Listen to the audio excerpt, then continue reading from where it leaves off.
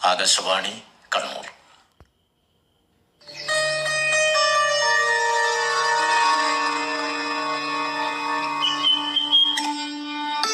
സുഭാഷിതം തയ്യാറാക്കി അവതരിപ്പിക്കുന്നത് സുകുമാരൻ പെരിയച്ചൂർ.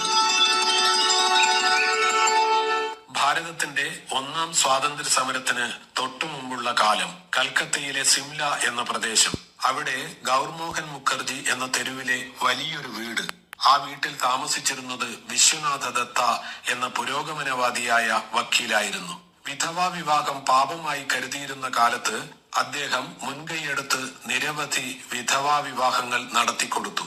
യാഥാസ്ഥിതികരായ ഹിന്ദുക്കളുടെ എതിർപ്പുകളെ ചിരിച്ചുകൊണ്ട് മുനയൊടിച്ച വിശിഷ്ട വ്യക്തിയായിരുന്നു വിശ്വനാഥ ദത്തൻ. വിശ്വനാഥ ദത്തയുടെ ഭാര്യ ഭുവനേശ്വരി ദേവി അസാധാരണ വ്യക്തിത്വത്തിന്റെ ഉടമയായിരുന്നു.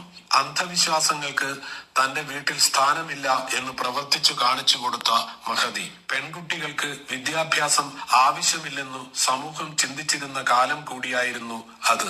തന്റെ മൂത്ത പെൺകുട്ടികളെ കോളേജ് പഠനത്തിന് അയച്ചുകൊണ്ട് സ്ത്രീ വിദ്യാഭ്യാസത്തിന് ഭുവനേശ്വരി ദേവി മാതൃക കാട്ടി. ഒരു വലിയ കുടുംബത്തെ നോക്കി നടത്തുന്നതിനിടയിൽ ഭുവനേശ്വരി ദേവി സ്വയം ഇംഗ്ലീഷ് പഠിച്ചു, മക്കളെയും പഠിപ്പിച്ചു. മക്കളെ എല്ലാ നന്മകളും പഠിപ്പിക്കുകയും ചെയ്തു ആ മഹതി. വിശ്വനാഥ ദത്തയ്ക്കും ഭുവനേശ്വരി അമ്മയ്ക്കും പിറന്നതെല്ലാം പെൺമക്കൾ. അവർ ഒരാൺകുഞ്ഞിനു വേണ്ടി പ്രാർത്ഥിച്ചു. അങ്ങനെ അവർക്ക് ആറാമത്തേതായി ഒരാൺകുഞ്ഞ് പിറന്നു. 1863 ജനുവരി 12 തിങ്കളാഴ്ച രാവിലെ നരേന്ദ്രൻ പിറന്നു. പൗഷമാസത്തിലെ കൃഷ്ണ സപ്തമിയും അത്തം നക്ഷത്രവും കൂടിയ സമയത്താണ് നരേന്ദ്രനാഥ ദത്ത ജനിച്ചത്. കുഞ്ഞിന് അവർ വീരേശ്വരൻ എന്ന ഓമന പേരിട്ടു. വീരേശ്വരൻ പിന്നീട് വിളിപ്പേരായി ബിലെ എന്ന് ചുരുക്കി വിളിക്കാനും തുടങ്ങി. സ്കൂളിൽ പേര് ചേർക്കുമ്പോൾ നരേന്ദ്രനാഥ ദത്ത എന്ന് ചേർത്തു. സ്കൂളിൽ നരേൻ എന്ന വിളിയാണ് പ്രഖ്യാതമായത്. അസാമാന്യ ബുദ്ധിശക്തി പ്രകടിപ്പിച്ചിരുന്ന നരേൻ കുട്ടികളുടെ നേതാവായി മാറി. നരേന്റെ ഇഷ്ടപ്പെട്ട കളി രാജാവും മന്ത്രിയുമാണ്. കളിയുടെ അവസാനം രാജാവായി അഭിനയിച്ച് നരേൻ പറയും, ഞാൻ വലുതാകുമ്പോൾ ഒന്നുകിൽ രാജാവാകും, അല്ലെങ്കിൽ സന്യാസിയാകും. തീർച്ചയായും ഞാനൊരു സന്യാസി തന്നെയാണ് ആകുക. കൂട്ടുകാരുമൊത്ത് കളിച്ചു തളരുമ്പോൾ നരേൻ ഒന്നോ രണ്ടോ ചങ്ങാതിമാരെയും കൂട്ടി വിജനമായ ഏതെങ്കിലും ഒരു സ്ഥലത്ത് ചെന്നിരിക്കും. എന്നിട്ട് ശിവന്റെ പ്രതിമയുണ്ടാക്കും, അല്ലെങ്കിൽ സീതാരാമന്മാരുടെ മൺപ്രതിമ വെക്കും. പിന്നെ ധ്യാനമാണ്. എല്ലാം മറന്ന ധ്യാനം. മനസ്സ് ശൂന്യതയിലാവുന്നു. പിന്നെ എന്തൊക്കെയോ വർണ്ണാനുഭൂതി, വല്ലാത്ത ആനന്ദം. ചുറ്റുമുള്ള മരങ്ങളെ കാണുന്നില്ല, മനുഷ്യരെ അറിയുന്നില്ല, ജീവികളുടെ കലപില ശബ്ദം പോലും കേൾക്കുന്നേയില്ല, ഉരകങ്ങളുടെ ഇഴയൽ അറിയുന്നില്ല. മഹാധ്യാനം. നരേന്ദ്രൻ വിവേകാനന്ദനിലേക്കുള്ള പ്രയാണത്തിന്റെ തുടക്കം പരിശീലിക്കുകയായിരുന്നു അപ്പോൾ. ഒരു ദിവസം ധ്യാനത്തിലിരിക്കെ ഒരു കരിമൂർഖൻ നരേന്റെ കാൽക്കീഴിലേക്ക് ഇഴഞ്ഞു വന്നു. കൂട്ടുകാർ സർപ്പത്തെ കണ്ട് നിലവിളിച്ചോടിപ്പോയി.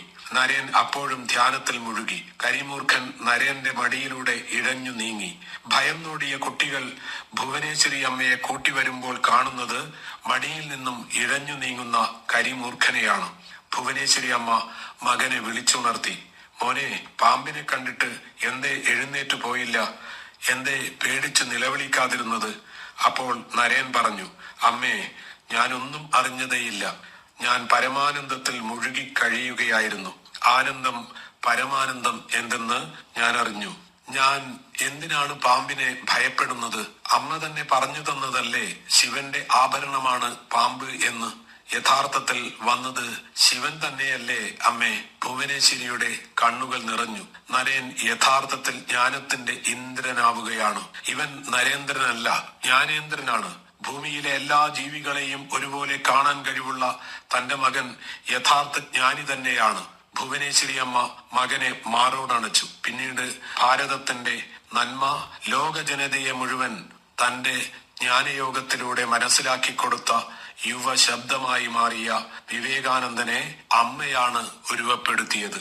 ഭാരതമാതാവിന്റെ പ്രിയപുത്രനായ വിവേകാനന്ദൻ ലോകമാകെ വേദവിത്തുകൾ വിതച്ചു.